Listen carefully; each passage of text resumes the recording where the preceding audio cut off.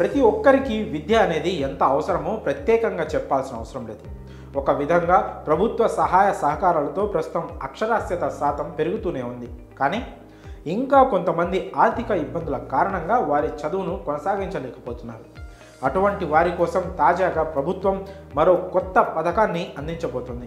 ఈ క్రమంలో బలహీన వర్గాల విద్యార్థుల కోసం భారత ప్రభుత్వం కొత్త స్కీమ్ను స్కాలర్షిప్ రూపంలో అందించబోతుంది. దాని పేరే PM young achievers scholarship award scheme for vibrant India.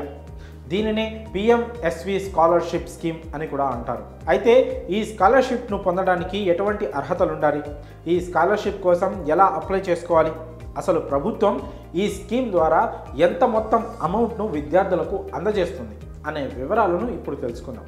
అయితే ఈ స్కీమ్కు అర్హత గల విద్యార్థులు 9 నుంచి ఇంటర్మీడియట్ వరకు చదివే విద్యార్థులు మాత్రమే.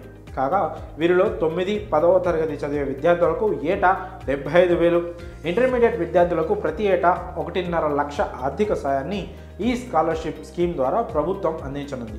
అయితే 2023 సంవత్సరంలో మెరిట్ ఆధారంగా ఈ స్కాలర్షిప్ కోసం విద్యార్థులను ఎంపిక చేశారు. కాగా ఈ అర్హతను సాధించాలంటే దానికి ముందు ఎంట్రీ ఎగ్జామ్లో క్వాలిఫై అవ్వాలి. కాబట్టి దానికి సంబంధించిన పూర్తి వివరాలు తెలుసుకోవాలంటే yet.nta.ac.in/NTA వెబ్సైట్ను విజిట్ చేయాలి. ఇక ఈ స్కాలర్షిప్ కోసం ఎలా అప్లై చేసుకోవాలి, ఎవరు అర్హులు అనే విషయాలను చూద్దాం. PMSSV స్కాలర్షిప్ స్కీమ్కు ఆర్థికంగా వెనుకబడిన తరగతులు, సంచార, పాక్షిక సంచార జాతులు, డీనోటిఫైడ్ తెగలకు చెందిన 9వ తరగతి నుండి 12వ తరగతి వరకు అర్హులైన విద్యార్థులు పొందవచ్చు. కాగా దీనికోసం వారి కుటుంబ వార్షిక ఆదాయం 2.5 లక్షల లోపు ఉండాలి.